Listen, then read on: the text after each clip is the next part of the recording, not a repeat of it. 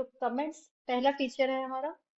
Comments क्यों देता है, क्या है कमेंट्स? जो भी चीज आप हैश के बाद लिखोगे, कंप्यूटर प्रोग्राम लिखने बैठे हो और पाइथन यूज कर रहे हो और आप हैश लिख देते हो, तो वो पाइथन क्या समझेगा कि ये पूरा लाइन उसको इग्नोर कर देना है। पाइथन को वो वाली लाइन पर कुछ काम नहीं करना है। वो सिर्फ क्यों यूज करेंगे हम लोग एज अ प्रोग्रामर, हम यूज करेंगे वहां पर अपने नोट्स लिखने के लिए। और कई बार जब हमको लग रहा है कि हमने चार पांच स्टेप लिखे हैं अपने प्रोग्राम में, पर एक स्टेप ऐसा है कि जिसमें गड़बड़ हो रहा है, वो वहां पर कुछ एरर है शायद, बाकी का चीजें ठीक से चल रहा है, तो हमें चाहिए कि भी वो वाली जो गड़बड़ वाली लाइन है वो पाइथन कुछ प्रोसेस ना करे वहां पर। तो हम क्या करेंगे, वहां पर हैश लगा देंगे, तो अपने आप वो इग्नोर कर देगा उसको। तो जब भी कोई भी सेंटेंस हमें इग्नोर करना है, करवाना है पाइथन से, तो हम वहां पर उसके आगे हैश लगा देंगे और उसको बोलते हैं कमेंट्स। दूसरा एक स्पेशल कमांड देता है वो है प्रिंट करना, क्योंकि हमें कोई भी प्रोग्राम होगा तो कुछ ना कुछ आउटपुट कर रहे होंगे शायद हम। तो वो कैसे प्रिंट करना, उसके लिए उसने मेथड बोला है कि तुम्हें प्रिंट और ब्रैकेट्स में अपना जो भी मैसेज डालना है वहां डाल देना, तो मैं वो स्क्रीन पर डिस्प्ले कर दूंगा। तो क्या क्या मैसेज वो डिस्प्ले कर सकते हैं, किस टाइप की वैल्यूज डाल सकते हैं हम प्रिंट के अंदर? तो हम या तो टेक्स्ट की स्ट्रिंग डाल सकते हैं, सिंगल कोट्स या डबल कोट्स के अंदर जो भी डालेंगे वो वैसे के वैसे उसको स्क्रीन पर दिखा देगा। या तो फिर हम नंबर भी डाल सकते हैं, जैसे कि यहाँ देखो एग्जांपल लिखा है मैंने, print hello how are you, ampersand लिखा है, और फिर एक नंबर नम इक्वल टू 23, एक नंबर मैंने वेरिएबल एक एक मेमोरी एक नया नाम दे दिया है वहां पर, 23 नाम, और फिर प्रिंट नम किया है और आउटपुट बोला उसको, देखने का ट्राई करा कि भाई आउटपुट क्या आएगा अगर मैंने ऐसा लिखा प्रोग्राम। तो आउटपुट क्या आएगा, हेलो हाउ आर यू और 23। मतलब प्रिंट ने क्या किया, दो टाइप की डेटा वो ले रहा था, स्ट्रिंग का डेटा भी लिया जिसमें अल्फाबेट्स और था, ऐसा सब था, सिंबल्स थे, और डबल कोट्स में था, इसलिए उसने वैसे का वैसे उसको छाप दिया। और जब मैंने उसको नंबर दिया, तो मैंने कोई स्ट्रिंग नहीं दिया, सिर्फ उसको बोला एनयूएम ले ले। एनयूएम मतलब क्या, मैंने उसको बोला एनयूएम मतलब इक्वल टू 23। तो मैंने उसको बोला कि प्रिंट कर एनयूएम क्या है, तो एनयूएम के अंदर जो भी मैंने 23 इक्वल टू 23 लिखा था वो उसने डिस्प्ले कर दिया। तो ये हमारा सिंपल प्रिंट कमांड, ऐसे इसको यूज करना है। अब दूसरा चीज वो दे रहा है वो है वेरिएबल्स, क्योंकि अब हम कंप्यूटर से काम करवाने वाले तो उसको बहुत सारी चीजें उसको याद करनी पड़ेगी। जैसे अगर हमें हमारा काउंटर रखना है कुछ चेक करवाने के लिए कि भाई एक मैक्सिमम लिमिट तक पहुंच गया कि नहीं, तो काउंट करते थे हम, तो वो काउंटर के लिए कुछ नाम देना पड़ेगा। अब वो नाम वेरिएबल बोलते हैं हम पाइथन के लिए। तो वो वेरिएबल मतलब क्या, कंप्यूटर की मेमोरी में जो भी नाम से उसको स्टोर करना है वो चीज को, उसको वो मेमोरी के लोकेशन को क्या नाम देना, वो उसका वेरिएबल है। तो अब वेरिएबल के नाम देने के कुछ रूल्स हैं, वो हमें ध्यान देने पड़ेंगे। तो पाइथन ने क्या बोला है कि you can use only alphabets numbers और अंडरस्कोर। तुम अगर अपना नाम बनाना है वेरिएबल का मेरे लिए, तो उसके अंदर तुम कोई स्पेशल सिंबल्स यूज नहीं कर सकते हो, सिर्फ और सिर्फ तुम अल्फाबेट्स नंबर्स या तो अंडरस्कोर यूज कर सकते हो। फिर तुम्हारा जो नाम बनाओ वो हमेशा स्टार्ट होना चाहिए या तो अल्फाबेट से या तो अंडरस्कोर से, नंबर से वो कभी स्टार्ट नहीं हो सकता, या तो ना ही कोई और सिंबल से स्टार्ट हो सकता है। फिर तीसरा रूल है, तुम्हारे जो नाम होंगे वो बहुत केस सेंसिटिव है। केस मतलब कि upper case, lower case, capital, small जो बोलते हैं वो। तो कैपिटल एबीसी अलग है मेरे लिए as compare to small ABC. Same way capital A है और फिर बीसी है, तो ये भी और तीसरा ही टाइप का एग्जाम्पल, एक वेरिएबल बन गया। कैपिटल ए कैपिटल बी और सी है, तो ये और ही एक टाइप का नाम बन गया। मतलब कि अगर एक भी चीज अलग हो गई तो वो मेरे लिए नया नाम बनेगा।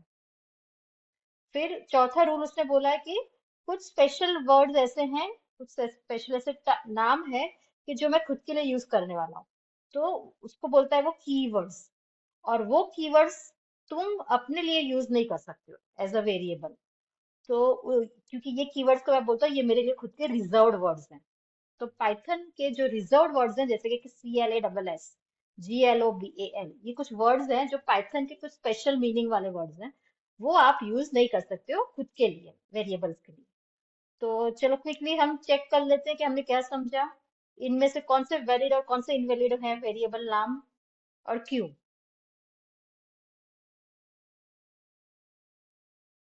ओके, आंसर्स यहाँ पर है। पहला वैलिड है क्योंकि स्टार्ट हो रहा है अल्फाबेट से। दूसरा इनवैलिड है क्योंकि वो स्टार्ट हो रहा है नंबर से। तीसरा भी इनवैलिड है क्योंकि वो स्टार्ट हो रहा है स्पेशल सिंबल से। चौथा वैलिड है क्योंकि अंडरस्कोर है, आगे स्टार्ट हो रहा है अल्फाबेट से, नंबर्स हैं, सब कुछ अलाउड चीजें हैं। क्लास पांचवा सेंटेंस इनवैलिड है क्योंकि वो रिजर्व्ड कीवर्ड है। ओके, अब नेक्स्ट कंसेप्ट जो देता है वो हमें पाइथन, वो है डेटा टाइप्स का। क्योंकि जब वेरिएबल्स आएंगे तो वेरिएबल्स के अंदर वैल्यूज आ सकती है, तो वो बोलता है अगेन कि भाई वो उसके अंदर जो वैल्यूज आएगी उसकी टाइप्स क्या क्या मैं अलाउ करूंगा। तो उसने उसको बोला है डेटा टाइप्स। जो वैल्यू है उसको हम डेटा बोलते हैं और उसकी टाइप क्या है, उसके उसको बोलते हैं डेटा टाइप। तो कितने टाइप के डेटा वो अलाउ करता है वेरिएबल में स्टोर करना। या तो तुम नंबर डालो, नंबर मतलब एक इंटीजर, मतलब कि एक पूरा होल नंबर है तो उसको अलाउ करेगा। या तो फ्लोट ले लो, फ्लोट मतलब डेसिमल वाला वैल्यू है नंबर की, तो भी वो चला लेगा। या तो फिर बुलियन होना चाहिए, बुलियन मतलब कई बार वैल्यूज कैसी होंगी, ट्रू या फॉल्स, सिर्फ वही इंफॉर्मेशन होगा, तो वैसा भी वो वैल्यूज अलाउ करता है। या तो फिर स्ट्रिंग ले लो, स्ट्रिंग मतलब वो वेरिएबल की वैल्यू कैसी है, कोई स्ट्रिंग है, जो स्ट्रिंग मतलब कोई भी चीज जो कोट्स या डबल कोट्स में डाल के दे, तो उसके अंदर कुछ भी डाल सकते हो तुम, उसके अंदर क्या रखना है वो रूल नहीं है, बट स्ट्रिंग कैसे लिखने वो उसका रूल है। स्ट्रिंग कैसे लिखना, सिंगल कोट्स होने चाहिए, और मैचिंग या तो डबल कोट्स होने चाहिए, राइट। और इसके अंदर यहाँ पर देखो लास्ट मैंने जो एग्जांपल लिखा है उसमें एम्परसैंड 3432 लिखा है, तो ये एक्चुअली वेरिएबल का नाम नहीं हो सकता, बट हाँ ये वैल्यू हो सकती है अगर ये कैसा है, एक स्ट्रिंग है। क्योंकि मैंने जैसे बोला स्ट्रिंग के अंदर आप कुछ भी लिख सकते हो, उससे वो कभी प्रॉब्लम नहीं करता है। वो बोलते हैं स्ट्रिंग के अंदर तुम्हें जो डालना है डालो, पर वेरिएबल का नाम मैं ऐसे नहीं अलाउ करूंगा, ठीक है। सो अब वेरिएबल है हो गया हमारा तैयार। अब वैल्यूज भी कैसी हो सकती है हमें पता है, तो उसको असाइन मतलब देना कैसे, वेरिएबल के अंदर वो वैल्यू को डालना कैसे, तो हम क्या यूज करेंगे, इक्वल टू साइन। जैसे कि a equal to 0, b equal to, यहाँ पर a इक्वल टू 0 में कौन सी वैल्यू डाली हमने, डेटा टाइप क्या है, ये इंटीजर है। b के अंदर मैंने कौन सा डेटा टाइप डाला, एक स्ट्रिंग डाली है। c और d, ये भी एक ऑप्शन है देता है कि ऐसा जरूरी है कि अलग अलग लाइन पर ही आप उसको डिफाइन करो, अलग अलग लाइन पर इसको वैल्यूज दो अलग अलग वेरिएबल को। आप एक ही लाइन में दो वेरिएबल्स भी डाल दो और इक्वल टू करके दो वैल्यूज डाल दो तो भी चलेगा, अपने आप वो c को 1 ले लेगा और d को 2 वैल्यू दे देगा, ठीक है। फिर दूसरा कंसेप्ट अब है कि ये तो चलो आगे का तो क्या था कि हमने उसको पहले से दे दी वैल्यूज, बट क्या अगर यूजर के पास से हमें लेनी हो वैल्यू, जैसे हमें हमारे टीचर हमें वैल्यू देगा उसके बाद हम वैल्यू डाल सकते हैं, तो टीचर से इनपुट लेना है मतलब हमें, तो कैसे करेंगे, तो पहला मेथड है वो है इनपुट, जिसमें हम यूजर से इनपुट लेंगे। तो अब यूजर को जब इनपुट लेंगे तो उसको मैसेज देना पड़ेगा, उसको बोलना पड़ेगा ना कि किस टाइप का इनपुट मुझे चाहिए, तो उसको क्या बोलते हैं हम, प्रॉम्प्ट मैसेज। एक मैसेज डिस्प्ले करेंगे जिससे सामने वाले को पता चलेगा कि मुझे यहाँ पर कुछ वैल्यू देनी है अभी। तो क्या करना है, वेरिएबल का नाम लिखना है, इक्वल टू साइन, और फिर इनपुट लिखना है, और ब्रैकेट के अंदर जो भी मैसेज आपको दिखाना है स्क्रीन पर वो दिखाएंगे।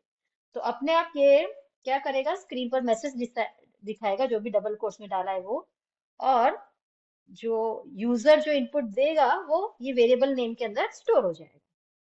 एक चीज याद रखना है कि डिफॉल्ट वैल्यू इनपुट की कौन सी होगी, हमेशा वो एक स्ट्रिंग में ही डालेगा उसको, राइट। हमने बोला था ना कि वेरिएबल नेम इक्वल टू करके कुछ वैल्यू डाल सकते हो तुम, और वैल्यू के अलग अलग डेटा टाइप्स हो सकता है। तो यहाँ पर तो इनपुट ही दिया था हमने, उसको डेटा टाइप तो कुछ बोला ही नहीं, तो क्या करेगा वो, तो ऑब्वियसली वो कुछ ऑटोमेटिक अपने आप काम करेगा, और वो ऑटोमेटिक काम क्या है, वो समझेगा कि जो भी इनपुट आया है वो बाय डिफॉल्ट स्ट्रिंग ही होगा। तो अगर अगर कुछ ऐसा है कि जिसमें यूजर के पास से आपको इंटीजर चाहिए, तो कंप्यूटर को कैसे समझाएंगे, पाइथन को कैसे समझाएंगे कि भाई ये जो इनपुट आया वो स्ट्रिंग मत कंसिडर कर, वो इंटीजर है। तो क्या है टेक्निक उसके लिए, उसके लिए आपको क्या करना है, आईएनटी लिखना है इनपुट के आगे, आईएनटी लिखकर ब्रैकेट बना देना है, और उसके अंदर लिखो input enter your age, age क्योंकि हमें पता है नंबर होना चाहिए। तो इनपुट एंटर योर एज में एक नंबर आएगा, इनपुट आएगा यूजर से, और उसको फिर से ब्रैकेट में यहाँ पर आ जाएगा वो, और आईएनटी करके मतलब वो इंटीजर में कन्वर्ट हो जाएगा। और वो वैल्यू जो इंटीजर में कन्वर्ट हो गई है वो स्टोर किसमें हुआ, AGE। AG क्या है, वेरिएबल नेम है, उसके अंदर वो वैल्यू स्टोर हो गई, राइट। सेम वे अगर फ्लोट वैल्यू चाहिए थी कन्वर्जन में, तो यहाँ INT के बदले हमको उसको फ्लोट करना चाहिए, ठीक है। तो अब चलो क्विकली देख लेते हैं यहाँ पर क्या हो रहा है। कोड लिखा है मैंने पाइथन में, बोलो यहाँ पर कुछ एरर है, अगर है तो कौन सी है, और अगर नहीं है तो क्या होगा। ओके, तो पहली लाइन में, पहले दो सेंटेंस में क्या है, देर इज अ एरर। क्यों एरर है, क्योंकि यहाँ पर a equal to input enter first number, in b is input enter second number. हमने इनपुट तो ले लिया, बट इनपुट कैसे आया होगा, स्ट्रिंग में आया होगा। ए के अंदर वैल्यू आई होगी वो स्ट्रिंग होगी, बी के अंदर भी एक स्ट्रिंग की वैल्यू की तरह स्टोर किया होगा उसने। तो जब हमने उसको बोला कि result equal to A into B, multiply करो ए और बी को, वो कैसे मल्टीप्लाई करेगा, स्ट्रिंग्स कैसे मल्टीप्लाई हो सकती, हो तो नहीं हो सकती। इसलिए वो बोलेगा ये तो एरर है, तो एरर डिस्प्ले होगा। बट जब वही चीज enter first number second number input के साथ साथ हमने INT भी करवाया, तो उसने क्या किया, कन्वर्ट कर दिया। जो भी इनपुट आया था, भले ही वो स्ट्रिंग के जैसा उसने इनिशियली समझा, पर जैसे तुमने उसको बोला कि ये INT है, उसने उसको कन्वर्ट करके फिर एक्स में स्टोर किया, उसने कन्वर्ट करके फिर वाई में स्टोर किया। और फिर जब हमने उसको बोला कि अब तू आंसर फाइंड कर x इंटू वाई, तो इस बार उसको x और y में इंटीजर मिले थे, उसने स्टोर किए थे, इसकी वजह से वो उसको मल्टीप्लाई करके आंसर बना सकता है, ठीक है।